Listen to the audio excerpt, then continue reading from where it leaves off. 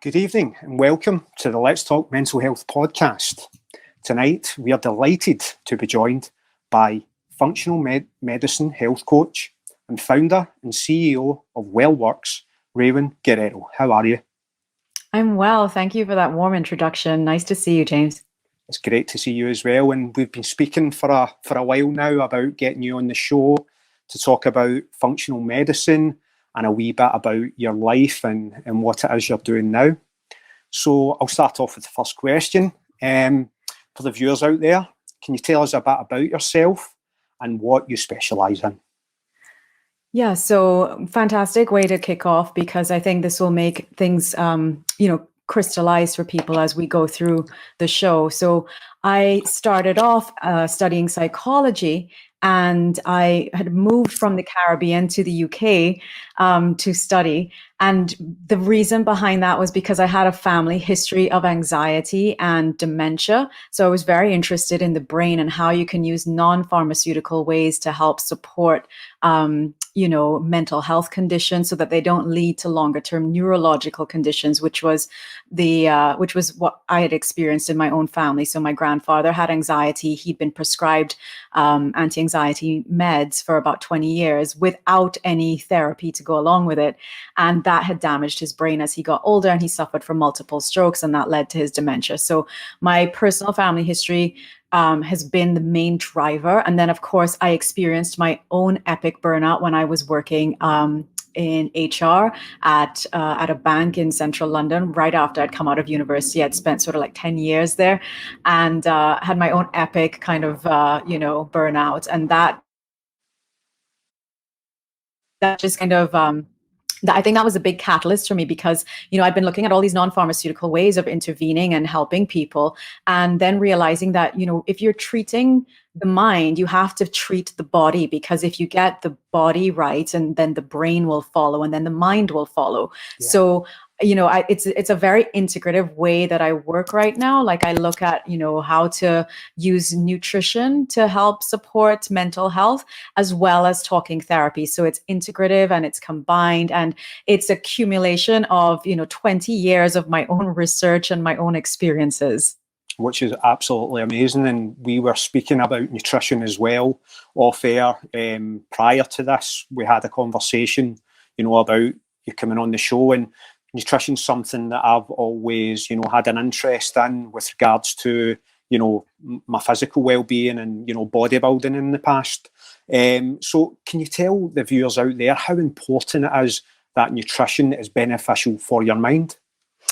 Yeah. So interesting that you were a bodybuilder, because that was my grandfather as well. He was very physically fit, and you would think that because he was physically fit, that would mean that his psychology would be in a good place. However, back then, it was after the war and stuff. So people just used to eat as much as they could in order to be able to feel full and satisfied, because there was scarcity prior to, when the war was going on. So once that was over, then it was like, eat everything in sight, sort of like that standard Western diet of lots of bread and pasta and a lot of, hydrogenated oils and all these things that are actually quite detrimental and quite inflammatory. So if your body is inflamed because you're consuming foods that are inflammatory, so, and when I say inflammatory foods, things that like wreck your blood sugar, for example, wrecking blood sugar is probably one of the number one culprits underlying most diseases, and that leads to the most inflammation.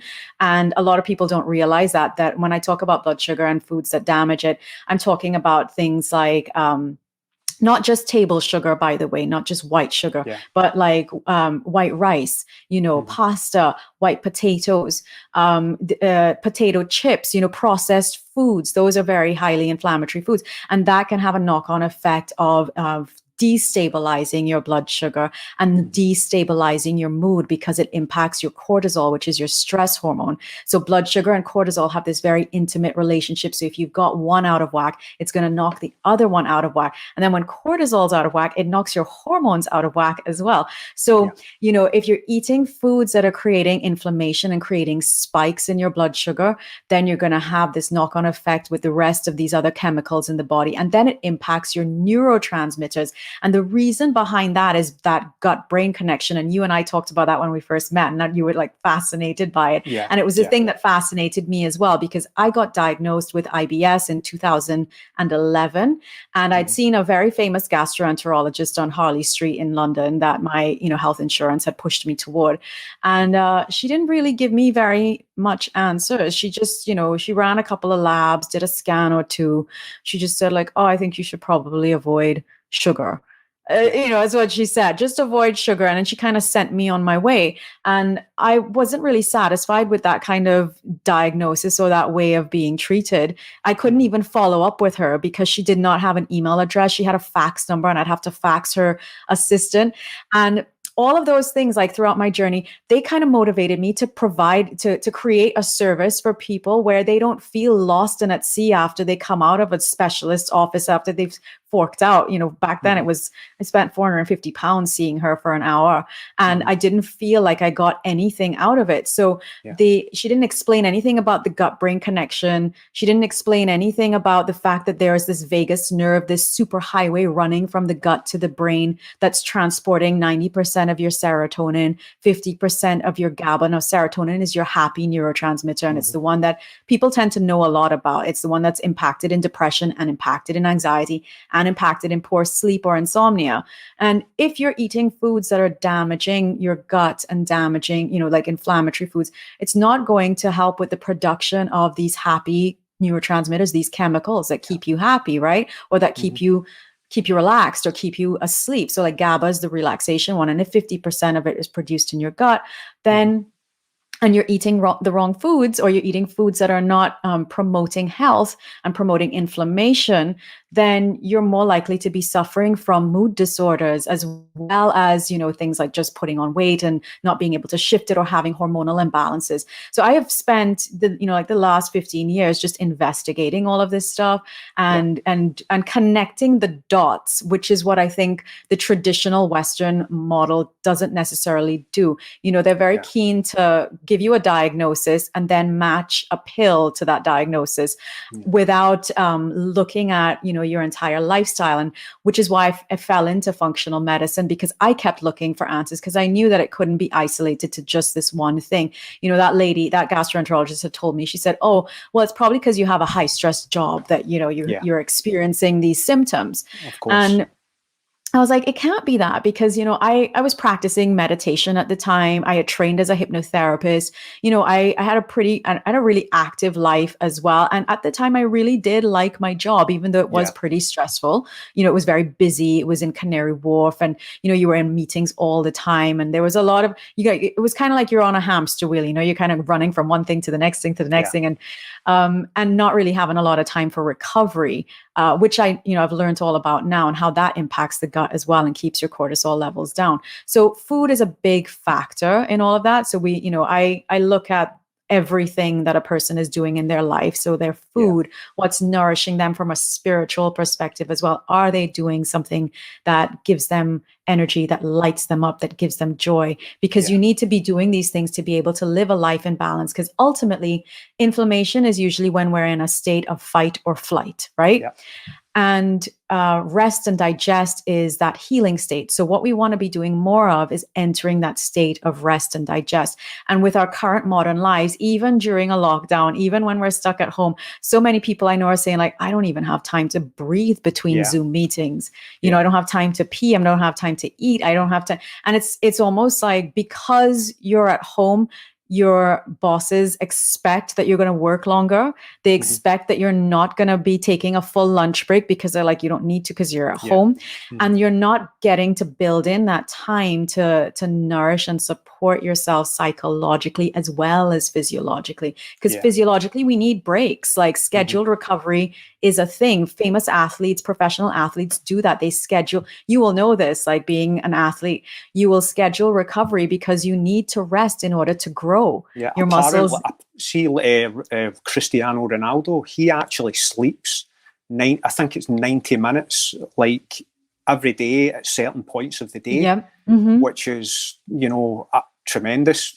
His body, his physique what he eats is testament to who he is, you know, and it's and his performance at the end of the day, right? Yeah. And you'll see it like with famous tennis players, you know, and like you said, even the rugby players. I remember I went to a rugby match in Wales in 2015, I think, and those guys, I mean, they are so strict, like about what they eat, how they recover, all those things. Like we weren't going to go out with them because one of my friends, her brother was on the Welsh rugby team, and we thought we were going to be able to hang out with them afterward. And of course we couldn't, because they had another match in like a couple of days. So they have to like go to bed at a certain time. There's no drinking, you know, all the things that you would think that were associated with rugby, like going out for, it's not like, not when they're in high performance mode, when they have games and matches. And people in everyday lives, like, we don't have to be rugby players, but in the same way that they're taking care of themselves because they want to be at their absolute best and be sharp and be able to perform, you know, people who are doing desk work, you know, we are being, you know, we're not physical laborers, but we're being employed for what's above our necks. And we need to be able to keep that sharp and keep it working well. And the best way to do that is to actually give it what it needs. And that's adequate rest, good water, clean food, you know, sunlight, so important. And you're probably hearing a lot now about vitamin D because of this whole COVID pandemic, right? That's something that I take every day, is amazing. vitamin D, you know, and it makes me feel great.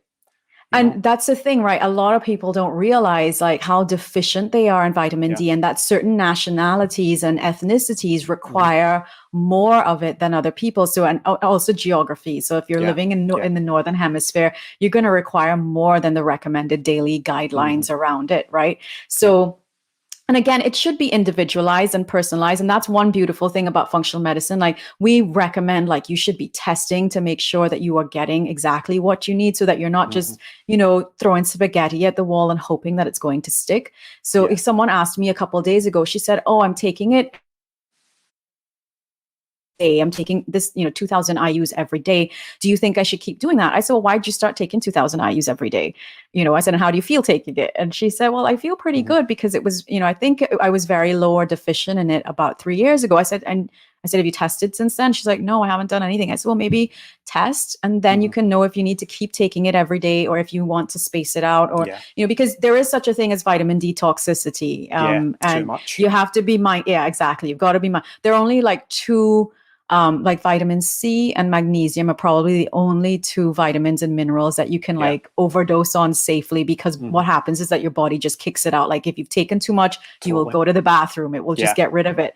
Whereas things like zinc, which I know a lot of people are ODing on now as well because of the whole COVID thing, because, you know, zinc is an immunity mineral, a healing mineral, but people are ODing on that, and it's kind of knocking their copper ratios out of balance as well. So again, test before you start taking these things, or work with someone who understands like the proper ratios, rather than just like, I'm going to run to Holland & Barrett or Costco and pick up whatever's on the shelf and just start like swallowing loads of supplements. You need to research. No, you need to research, and you need guidance. You need expert guidance, because this is, you know, like I can't fix cars, so I'm not going to try and diagnose a problem with my car on my own just by going on YouTube. That's not, I mean, I might get some guidance on it, but I'm probably not going to know everything about it, and I might screw up the car more than, do you know what I'm saying? Like, totally. So if I use Dr. Google to figure things out, it's probably not the best use of my time. If I use Dr. Google to find someone who's an expert to help me figure things out, that's totally different.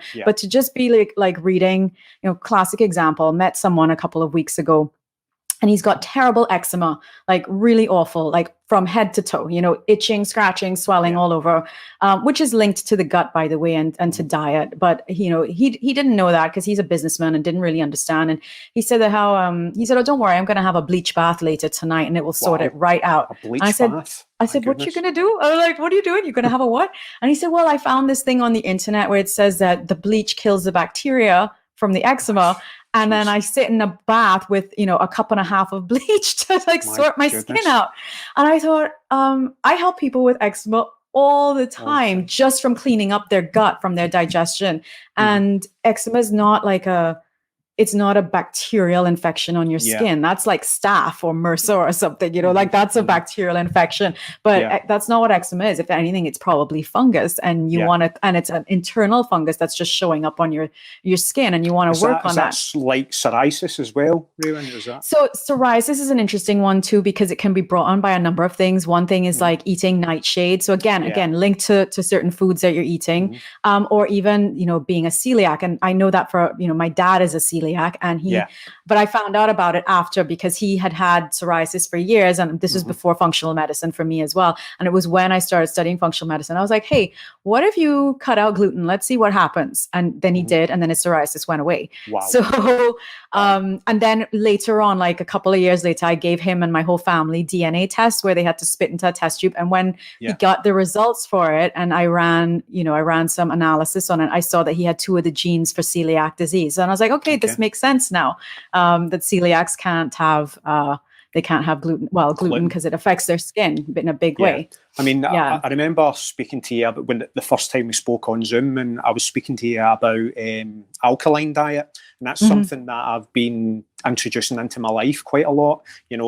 All I do, I drink spring water. By the way, I'm not sponsored by Highland Spring. But like you should be, now that you've been showing off. They're like, hey, sponsor my show. All I do, I mean, I drink spring water now. I mean, the tap water we have here is fine, but I tend to kind of drink spring water, and I eat a lot of mushrooms, avocados, and quite a lot of stuff, vegetables, alkaline, key limes and stuff like that. Could you kind of elaborate on that, on alkaline? I don't know kind of where you would sit with that. There are a couple of schools of thought on this. There are some people in my industry who think like, oh yeah, having an alkaline diet is the number one way to save you from cancer. There's some people who think it's absolute rubbish, like some very top nutritionists who just slate it completely. I think the research is still out on it.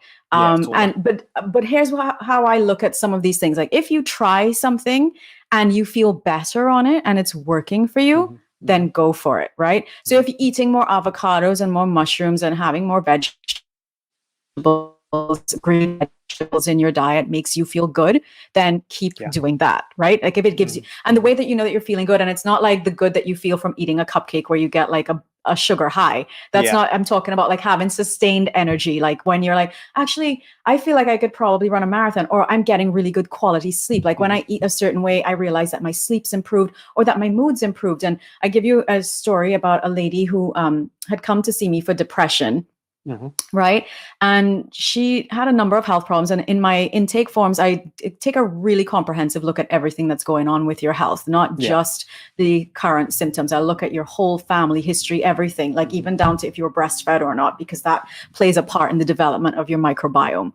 And she told me a bunch of things about, the way that she was eating, the medications that she was on. And after running maybe about 6 or 8 sessions of hypnotherapy, because I was practicing CBT hypnotherapy with her at the time, I said, why don't we run a gut health test? I said, because these techniques, they tend to work really fast once there's nothing underlying. And I think something is going on, because you're talking about bloating, you're talking about diarrhea, you're talking about headaches. I feel like something else is at play here. So let's have a look at internally what's happening with you. And I explained the gut-brain connection and everything to her. So we did that. And then what we ended up finding out was that, she had parasites, she had a worm, and she had been traveling back and forth every year to the Far East. Like she and her husband, they would do that as their anniversary. They'd go to Sri Lanka or the Maldives or Thailand. So they would always do that once a year. And I think she had been depressed for about 15 years, and she'd been on medication for a long time. And just sort of like 6 weeks into our protocol, she started weaning herself off her meds. Obviously, I work with a medical doctor, by the way, so I never do these kinds of things unsupervised.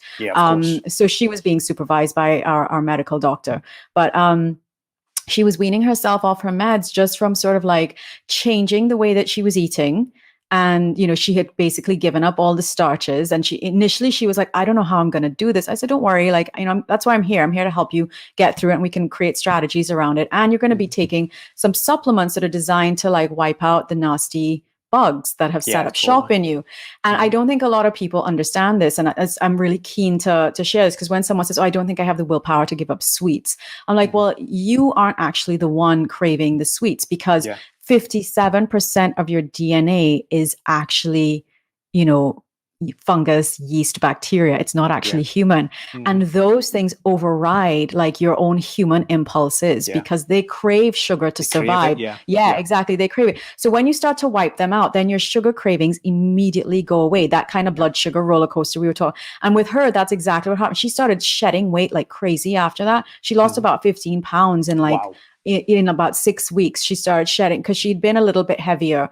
And she said, like, I just woke up one day and my brain is clear. Like I'm not sad. I have energy. And I think it's because of how I'm eating. And I said, well, it's the combination of how you're eating, where we kind of just start including a lot more dark leafy greens into her diet, because they're full of B vitamins, full of magnesium, all the things that you kind of need for your brain to function well and for you to have energy. So her sleep had improved tremendously. Her energy levels had improved. Her brain fog and depression had lifted.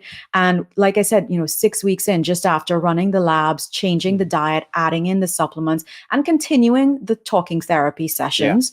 Of course. But that integrative approach, it worked like a treat for her. And she just, the one thing she'd said was like, I wish I had done this 15 years ago, rather than being on the pills. Yeah, she said, rather than being on the pills for so long. So, the alkaline argument is, yes, if you eat more alkaline rich foods, you should have more energy, and you should create an environment that is anti-inflammatory, because like I said at the start, inflammation is the thing that can cause so much distress as we, throughout our lives. Inflammation is kind of like at the root of all these illnesses that we're seeing in the world right now, not just like cancer or diabetes or obesity, but like depression, mental health, mood disorders, anxiety. In fact, there are a couple of studies. I'm trying to remember the exact details of them, but they've looked at people with inflamed brains, and they've looked at their guts, and the gut is inflamed, and then the brain is inflamed, and they, as a consequence, are depressed. So depression was linked to inflammatory and an inflamed gut. I can agree with that. This is such an amazing subject, because I'm so big on nutrition. I love this. I absolutely love this. And I totally believe that the brain and the gut are connected in so many ways, and we just aren't privy to that, over here, and I wish we were, I wish more people were. That's why I wanted to talk about it, because I feel like so many mental health professionals focus only on raising stigma and not so much about, well, what can you do if you do have a diagnosis? What does the diagnosis mean? Does it mean you're stuck with that label for life? Or does it mean that, okay, now that you know what you've got, now you can start doing something about it, start doing some investigative work into why? And I always say functional medicine is the medicine of why. I was like, okay, well, what has got you here? Why are you presenting with these symptoms? Why are you sad? Why do you have low energy? Why are you crying? Why are you volatile with your emotions? Why, is it the hormones? Is it something going on internally? What have you been exposed to? Obviously, trauma plays a big part of that. And funnily enough, a lot of the people that I have treated for, some people, so again, chicken and egg situation, you just never really know which one you're dealing with when someone first presents. They might say, oh, I'm suffering with depression. And then you find out it's a parasite that's causing the depression. Or they show up and they say, I'm suffering with constipation. And you find out 25 years ago, or one lady 50 years ago, she had been, raped as a teenager. And ever since then hadn't been able to, go to the bathroom without, laxatives or support. So, the trauma has a huge impact as well on how the body responds. So I tend to find that a lot of my clients with physical symptoms don't have the strength or haven't been able to find the space in their lives to investigate or to deeply look into their, psychological history. For whatever reason. Haven't you? You've got to be brave. I think you have to be brave to be able to look back and say, okay, something happened at this point, and and again connect those dots. And that's why a big part of my intake process is asking people to complete something called a timeline. So I get them to basically chronologically list all the things that have happened to them across their lives, good or bad, physical or emotional, whether you fell off a tree or your mother gave birth to a brother that you hated, do you know what I mean? Just like whatever it is, whatever, and then start mapping out corresponding emotions to the life event. And then we kind of put it into a chronological order. And it helps as well with us seeing like when certain symptoms appeared, like, well, when did you start feeling sad, or when did you start having this anxiety? When did this occur? When we look back, and that's kind of one of the only times I actually really like looking back, because that's when we can see, that's the moment that this began. And then we're able to kind of unlock it from there, because then you're like, you're only playing that out in your current existence because of something that happened to you 15, 20 years ago. But you don't need to do that anymore, because that is a response that, your body or your mind had put in place to protect you for that situation, but it's no longer necessary. And you've got to kind of come to that place where you're looking at yourself with compassion and understanding, and just being open to the fact that, okay, I don't need to react in this way any longer. Like the threat is no longer present, and I can respond in a different way. So that's sort of like the mental, emotional aspect. And then of course the physiological and biochemical aspect or neurochemical aspect is, all right, and what are the foods that I can eat that can nourish me and support my mental health and support my brain health? So can we talk about empowerment? Because when we were off air, we were speaking about that. Yeah. Let's talk about empowerment. What's on your mind with that? Because it's something that I love to talk about. It really is. Well, I think if you believe that the best investment you can ever make is in yourself, then you'll understand that, if you have to look at every experience that you've ever been through with a mindset that's like, okay, what is this here to teach me? What is this here to educate me on? What is this here to shine a light on? What am I here to learn from this whole thing? And then you'll be like, okay, well, I'm prepared to like spend time investigating this. I'm prepared to spend time understanding why this has happened and how I can learn and grow from it. That's where I think the piece around, mental health needs to evolve into. Because I feel like the current, just like sitting around and talking about your sadness, or talking about, or why you're sad, or just rehashing the past. I feel it kind of disempowers you, because the label, the label is disempowering in itself. It's like, it takes away, it puts you in victim mode straight away.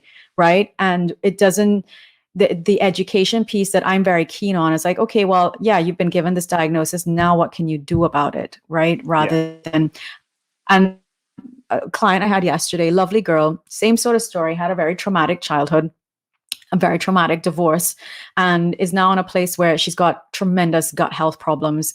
But she's been seeing a counselor for maybe about a year.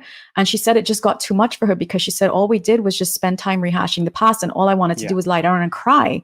And, I don't want to go backwards. I want to look forward. And I said, well, that's what I love about coaching, because it is all about like, okay, I understand where you've come from, but where do you want to get to? Yeah. Exactly. Where do you want to get to? And that's what I feel empowerment's about. It's about saying, okay, I am bruised and battered from this experience, but I am going to learn how to pick myself up and learn all the things that I can do to use it to fuel and drive me forward rather than hold me back. And food is a big part of that, but also, how you think about it is also a part of it too. And you should be working with someone who understands that, rather than trying to keep you in that space of, okay, well, let's like peel off another layer of the onion of your pain, and let's keep going into that and spend another 12 weeks talking about how sad and frustrated and angry you are. And with her, she said she prefers work. She didn't fire her counselor. That wasn't what happened. But she just said, I'm taking a break from the counseling because I prefer doing this, because I feel like I'm taking more action. And I think that's what empowerment's about. It's about taking right action as well, not just random action, taking right action, and having someone in your corner who understands that and who helps you achieve that, who says, okay, well, if this is where you want to go, let's see how we're going to get you there. Yeah. That's exactly it. That's what I love about empowerment, Yeah. And I think women are very good at it, like really, really good at sort of like turning lemons into lemonade. Yeah. Women are a different species, though. They're so much powerful than men are. Well, we're creators, ultimately we are creators. Yeah. We hold life within us. So we're always extremely good at like like at alchemy, just Yeah. kind of like turning something that's crappy into something amazing, and looking at it and be like, okay, how can we turn this around? And, classic example, my grandmother, I want to talk about her. Her birthday is actually tomorrow, but she's passed away for like, since 2016. So 4 years now she's been gone. And I would usually fly back to Trinidad for her birthday because that's where I grew up. And it would always be the one thing that would anchor me back to my roots, like being around her. Because she was such a phenomenal force of nature. She had to leave school when she was 12 years old because her father died. Wow. And her mother didn't work. And they had a lot of money when up until then, but he'd had a ton of gambling debt. So when he died, they lost their house. They were on the street, like people had to take them in. It was her mother and her brother and 2 half sisters. And her mother was taking care of the half sisters as well, even though her husband had been unfaithful. But, it was like this whole little unit. They were all like, having to figure out like, where's their next meal going to come from? Yeah. And she turned everything around. Like she was so amazing because she was 12 years old. She started to work at 12, right? She didn't finish school, right? And she ended up like dying like a millionaire. It was an amazing story. Amazing story, yeah. Yeah, totally. Like in her 60s, because she made a couple of investments. She'd bought some land and stuff like in her 30s, and they ended up never doing anything with it, but they ended up selling it like about 25 years later when it had appreciated and she was retired. And, she was on a fixed income, and then someone came with her with an offer because she was just holding on to this land for whatever reason, came at her with an offer. And she was just sort of like, oh, okay. Like, I can't believe somebody, I paid whatever, like 20 grand for it 25 years ago. And now you want to give me how much money? She's like, okay, no brainer. I have grandchildren. Here you go. So, and, she just had this mindset of like being of persevering, of always learning. And when I moved to England, I was engaged, and he and we'd known each other since I was like 4 years old. My first love, blah, blah, blah. And he decided to move to England from Trinidad because it was like the big wide world. He wanted to see it. And he's like, we're going to conquer it together. It didn't work out. Like, 6 months of living with him. And I thought I was going to, lose my mind.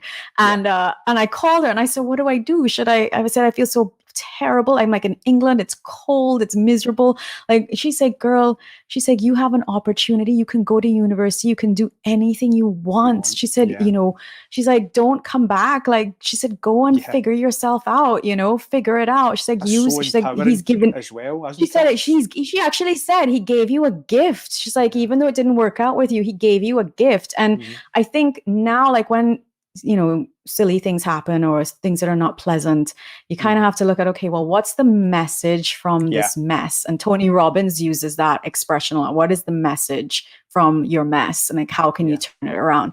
And, people have gone through worse things than me, than breaking up with a boy or, and some of my clients have been through really horrific things, but they become so empowered and so resilient because they seek, they come to me with the mindset of like, okay, something crappy has happened and I am really in a bad place, but how do I turn this around? Because I don't want this to be the defining factor in my life, at least not in a negative way. Right. Mm-hmm.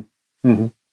It's tremendous. Honestly, it's like so empowering to have that, and wow, what a story. I mean, we could go on all night, but there's a question that I do want to ask you before we wrap it up, because I know you've not got all night. What do you enjoy most about your job? And, obviously working in mental health, working in, mind and gut health, what's the most joyful thing that you take away from it? I think after I see how long some people have been suffering, and then they start to work with me and we can turn things around so fast. Like once we get really, and I think that's the thing, the personalization aspect, like when you actually know exactly what you're dealing with and you know what you can eat, what you can do, rather than, just kind of like fumbling around in the dark, trying to figure it out on your own. I think that clarity that they get and the results that happen so fast. And when, after like, let's say 14 days, we have a session and they're like, do you know what? I'm feeling so much better already. And I can't believe it because I never thought it was possible.